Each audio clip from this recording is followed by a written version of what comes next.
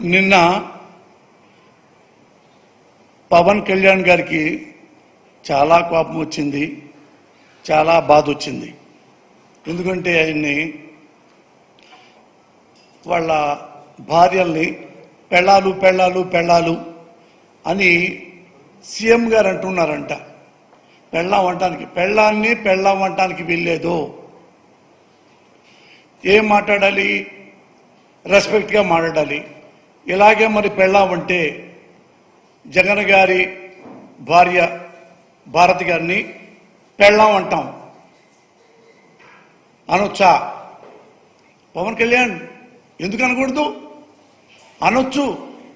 పోసాని పెళ్ళాం అనొచ్చు, చిరంజీవి పెళ్ళాం అనొచ్చు, చంద్రబాబు నాయుడు పెళ్ళాం అనొచ్చు, లోకేష్ బాబు పెళ్ళాం అనొచ్చు, చిరంజీవి పెళ్ళాం అనొచ్చు. ఎప్పుడు అనొచ్చు? మనకి ఒళ్ళు కొవ్వెక్కితే. అర్థమైందిగా? అనుకోండి. నేను అన్నాను, మీకు తెలుసుగా ఎవరికి వేయాలో, మీకు తెలుసుగా ఈ ప్రభుత్వం ఎంత బాగా చేస్తాం మీకు తెలుసు కదా. దాన్ని చెప్పేదే ఉంది.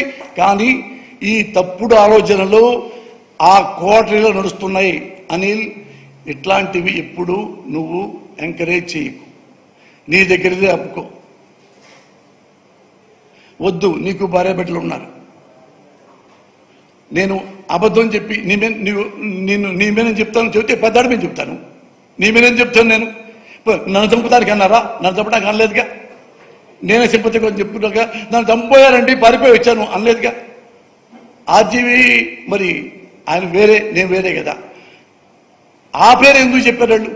ఆర్జీవికి ఏమి సంబంధం రా అన్నా నేను అప్పటికి.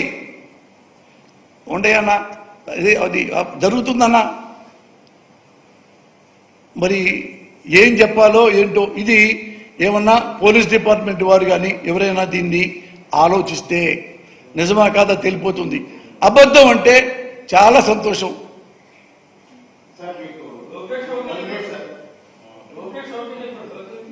ఏమన్నా అతను ప్రపోజల్ ఎవరో ఉంది, ఉంటే ఆ ప్రపోజల్ ఈయనకి వచ్చింది అనిల్కి. అనిల్ ఏమో తర్వాత ఈ రాజేష్ కిలారు ఆయన ప్రపోజ్ చేశారు, ఓకే అన్నాడట, ఇది ఓకే అన్నాడట. అక్కడ నుంచి బాబు దగ్గరికి వెళ్తే బాబు ఓకే అన్నాడు, లోకేష్ బాబు. ఆ నుంచి చంద్రబాబు దగ్గరికి వెళ్తే నో, ఇదే నో అని లేచి వెళ్ళిపోయాడు. ఇవి మరి చెప్పదలుచుకుంటే బాబే చెప్పేవాడిగా. ఇది ఆ విషయంలో నేను చంద్రబాబు నాయుడు గారు నాలాంటి వాళ్ళని ఇలాంటి వాళ్ళని చంపకండి సార్, చంపించకండి సార్. నేను చాలా చాలా చిన్నవాళ్ళం, ఇక మా పిల్లలకి పెళ్ళి అవ్వలేదు, ఇక కొన్నాళ్ళు జీవితం చూడాలని ఉంది, ఇంకా కొన్నాళ్ళ పాటు జగన్మోహన్ రెడ్డి గారి పరిపాలన చూడాలని ఉంది. నాకు ఇష్టమైన మనిషి, ఆయన్ని చంపకండి. ఆయన చంపితే మేమంతా చచ్చిపోయినట్టే. నేను చెప్పినా ఉపయోగం లేదు, ఆయన చూడండి కదా. అందుకని మమ్మల్ని చంపకండి. ఎట్ట గెలవాలో అవి మాట్లాడండి. ప్రజలు ఎలా మొబిలైజ్ చేయాలో, ఎలా చైతన్యం చేయాలో అవి చెప్పండి. తప్పులు చెప్పండి తప్ప చంపటాలు, ఈ క్యాట్బాలు ఇవన్నీ సార్ చాలామంది ఉన్నారు సార్. మీరు అనుకుంటున్నారు మీకే తెలుసు, నా దగ్గర లక్షల కోట్లు ఉన్నాయి, వాడు చంపామంటే ఒక 2000 కోట్లు పక్కన పడేస్తే మనం బయటకు వస్తాంరా అని మీరు అనుకుంటున్నారు. ఇది చూసి చూసి చూసి విసుగు పుట్టి టెంప్ట్ అయ్యేవాళ్ళు చాలామంది సమాజంలో ఉన్నారు. బాబు గారు గుర్తుపెట్టుకోండి, ఎంత పెద్ద పెద్ద వాళ్ళు ఎలా వెళ్ళిపోయారో పైకి మీకు తెలుసు. మీరు ఈ వయసులో హుందాగా ఉండండి సార్. ఆఫ్టర్ ఆల్ రాజకీయాల కోసం అలా వద్దు సార్, అలా వద్దు సార్, ప్లీజ్ సార్. కనీసం వెనుపోటు పొడిచి సీట్లు లాక్కోండి. అప్పుడు 23 ఎమ్మెల్యే టికెట్లు దొంగతనంగా తీసుకున్నారు కదా జగన్మోహన్ రెడ్డి గారు కష్టాజీతం. వైసీపీ ఎమ్మెల్యేలు కొనేశారు కదా, అటు కొనుక్కోండి కావాలంటే. అంటే మనుషులు మాత్రం చంపకండి సార్, మనుషులను చంపొద్దు. జగన్ బాబుని చంపొద్దు, జగన్ బాబుని చంపొద్దు, జగన్ బాబుని చంపొద్దు.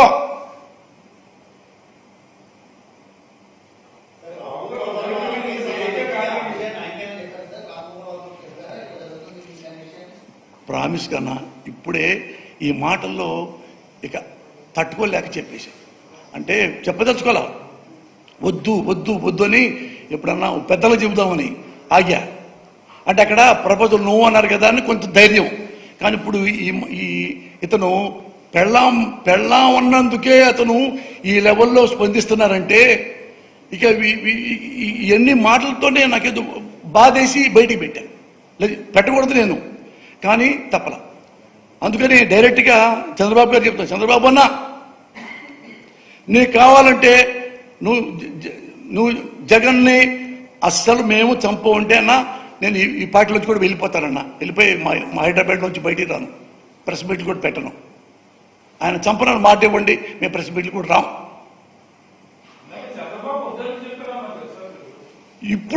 ఇప్పుడు ఓకే. ఇప్పుడు ఆర్జీబీకి జగన్కి తేడా లేదా? జగన్ దొరికితే వదిలేస్తాడా? మనం వదిలేశాడా?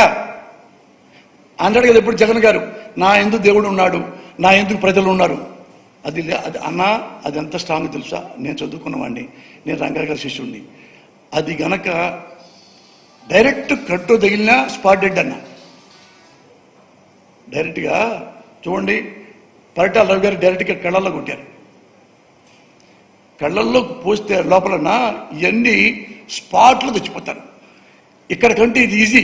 అందుకని ఏ పక్క పెట్టడం మనకు తెలియదు, కానీ అది దేవుడు దయ వల్లనే ఇక్కడ తగిలింది అన్న. ఈ కపాలం ఇక్కడ చిట్లిచ్చింది అట్లా తగిలిందంటే అది ఎంత స్ట్రెంగ్తీగా అతనికి అదృష్టంతో, జగన్మోహన్ రెడ్డి గారికి అదృష్టంతో బతికాడు. కానీ అందుకని చెప్తున్నా అన్నా, మీకు తెలియకుండా చంద్రబాబు నాయుడు గారు మీకు తెలియకుండా ఈ ఆంధ్రదేశంలో మఠాలు జరగవు. మాకు కన్ఫర్మ్ వచ్చేసాం. ఎందుకంటే నేను కూడా చదువుకున్నాను సార్, నీలాగే చదువుకున్నాను అన్న, నీలాగే చదువుకున్నాను. నగదు యూనివర్సిటీ చదువుకున్నా, యూనివర్సిటీ జనరల్ సెక్రటరీని, స్టూడెంట్ లీడర్ని. మీరు కూడా వెంకటేశ్వర యూనివర్సిటీలో లీడరు, నాకు తెలుసు. అప్పుడు నాకంటే మీరు చాలా సీనియరు, అయినా మీకు తెలుసు, మీ యాటిట్యూడ్ కూడా తెలుసు. అవన్నీ ఇప్పుడు నేను చెప్పబోవటం లేదు. ఒకటే మిమ్మల్ని రిక్వెస్ట్ చేస్తున్నా, మీ దైవాంశం మనవడ సాక్షిగా జగన్మోహన్ రెడ్డి గారిని ఏమనకండి సార్, చంపకండి. నాలాంటి గొట్టం గారు చంపండి, వెంట్రుక. అది చాలా 60 ఏళ్ళ దాకా నేను ఆల్రెడీ అనుభవించేశా. ఇతని వలన ఆంధ్రప్రదేశ్కి చాలా మేలు దొరుకుతుంది. నా వల్ల గొట్టం ఎవడు దొరుకుతుంది? నా కుటుంబం దొరుకుతుంది. ఆల్రెడీ నా కుటుంబం వెల్ సెటిల్డ్. నాలాంటి చెప్పినా మీరు తీర్చుకోండి మీ కోరిక. మళ్ళీ బుల్లెట్ సవరించి డైరెక్ట్ కొడితే చచ్చిపోతాడు చావడాన్ని. ఆయన మాత్రం చంపకండి. ఆయన ఎట్టా మీరు దేవాంశులను ప్రేమిస్తున్నారు, అంత ప్రేమించక్కర్లా. ఆ పిల్లవాడిని మనసులో పెట్టుకోండి. మీరు ఇలాంటి పిల్లవాడే కదా ఒకప్పుడు నేను చూశాను చిన్నప్పుడు. ఎందుకంటే మీరు 5,000 10,000 కావాలన్నా వైఎస్ఆర్ ఇంటికి వెళ్ళి 5,000 10,000 తీసుకునేవాళ్ళు, అప్పు తీసుకునేవాళ్ళు, తిరిగి కూడా డబ్బులు తీసుకునేవాడు కాదు. వైఎస్ రాజశేఖర రెడ్డి గారు అంత ఫ్రెండ్స్ మీరు. ఆ చిన్నపిల్ల పాకే పిల్లవాడిని మీరు చూశారు అప్పటి నుంచి. ఇప్పుడు పెద్దవాడేదో అంతే. నీ మనవడేలాగో ఆయన అలాగనుకొని దయచేసి చంపటం అనేది మాత్రం అదొక్కటి మీ యొక్క టైం టేబుల్లో తీసేయండి అన్నా.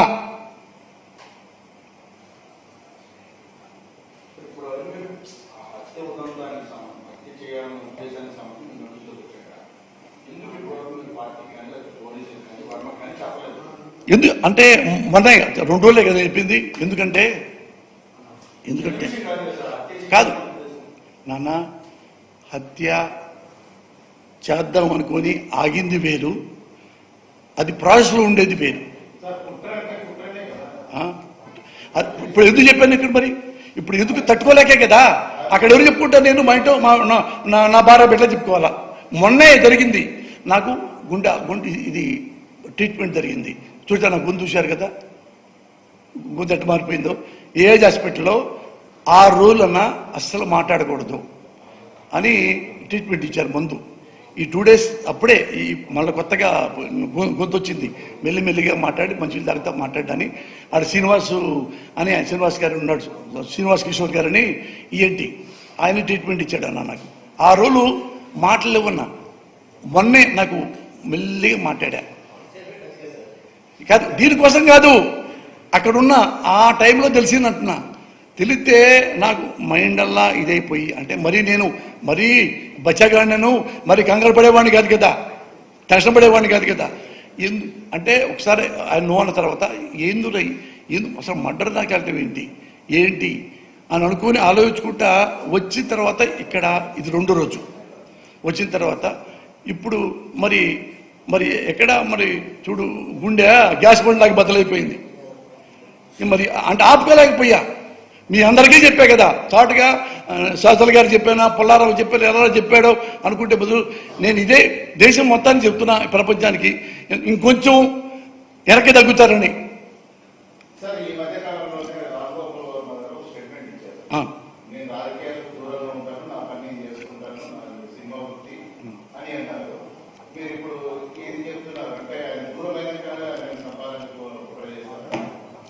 అట్లా కాదు, అట్లా ఎందుకు అనుకుంటావు నువ్వు?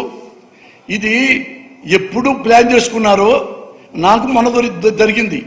అంటే ఇప్పుడే నా పక్కన దొరుకుతున్నారన్నా అని కాదు కదా, అది 10 రోజుల కిందట, నెల రోజుల కిందట అని కాదు, 2 నెలల కిందట ప్లాన్ చేశారని కాదు.